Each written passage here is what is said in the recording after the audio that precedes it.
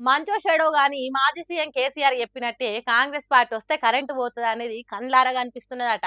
ఇక చూడండి, తహసీల్దార్ ఆఫీస్ ఉన్నట్టే గాని కరెంట్ లేక కటిక చీకట్లకు అమ్ముకొని ఆరాట పడుతున్నారట ఆఫీసర్లు. సర్కార్ ఆఫీసులకే గిట్లుంటే ఇక సామాన్య జనాలకు ఇంకెట్లుండాలి?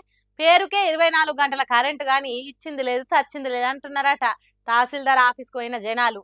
చిమ్మని చీకట్ల టార్చ్ లైట్లు వేసుకొని ఫైల్ చూసుకుంటా పాటలు పడుతున్నారు.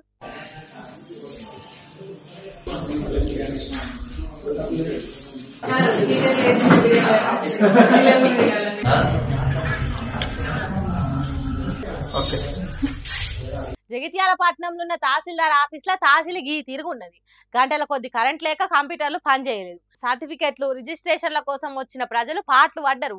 ప్రతిరోజు వందల కొద్ది జనం వస్తారట ఈడికి. కరెంట్ రాకపోవడంతో కష్టాలు పడ్డారట వచ్చినోళ్ళు వచ్చినట్టే.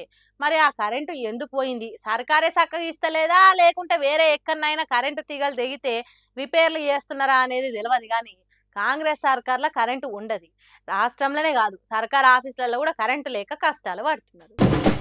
జనాలు కూసున్న కాడికి అన్ని వచ్చేటట్టు తిండి తికాన నుంచి మొదలు పెడితే బట్టలు ఆకుకూర కట్టలు గుండు పిన్నీసుల దాకా సర్వం ఆర్డర్లు పెట్టుకుని అలవాటు పడ్డారు. హాగో దాని ఆన్లైన్ వ్యాపారాలు చేసేటోళ్ళు మస్తు ఆసరగా తీసుకొని మోసాలు చేస్తున్నారు. ఆర్డర్ ఇస్తే మన ఇంటికి చేరుకునే సరుకులు ఎట్లున్నాయో చూడుండ్రి.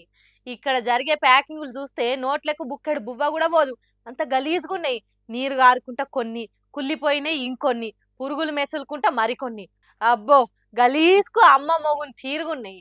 వీటినే ఆర్డర్ పెడితే 5 నిమిషాలలో ఇంటికి పంపించేది. వీటినే జనాలకు అంటగడుతున్నారు. ఆన్లైన్ డెలివరీ గోడౌన్లలో ఫుడ్ సేఫ్టీ ఆఫీసర్లు ఒక్కసారి దాడి చేసినట్టు షేకింగ్లు చేసిండ్రు. ఆగో దాంట్లో బయటపడ్డ భాగోతం ఇది. Zepto, Swiggy, Zomato, Blinkit, Big Basket, Flipkart, Reliance, Jio Mart, Amazon, గిమెజాన్ ఏవో వదిలిపెట్టకుండా షేకింగ్లు చేస్తే వాళ్ళ ఘనకార్యాలు బయటపడ్డాయి. ఇసొంటి సరుకులకు ఆర్డర్ పెట్టుకునే జనాలు కూడా కొద్దిగా ఆలోచనలు చేయాలి. మన ఇంటి ముంగటికి బండి దోసుకుంటూ వచ్చే కూరగాయలు తీసుకోవాలి. ఎప్పటికి ఇంట్లోనే ఉండకుండా అప్పుడప్పుడు బయటకు వచ్చి ఇంటి పక్కకే ఉన్న సరుకులు తీసుకుంటే జరసేపు నడిచినట్టు అవుతుంది. సాదాసీద వ్యాపారాలు చేసేటోళ్ళతోని మాట కలిపి మాట్లాడితే ఓ తీరుగా దోస్తాను కలుగుతుంది. పైసలు లేని కాలంలో ఖాతాలు పెడితే సరుకులు ఉద్దరకిస్తారు.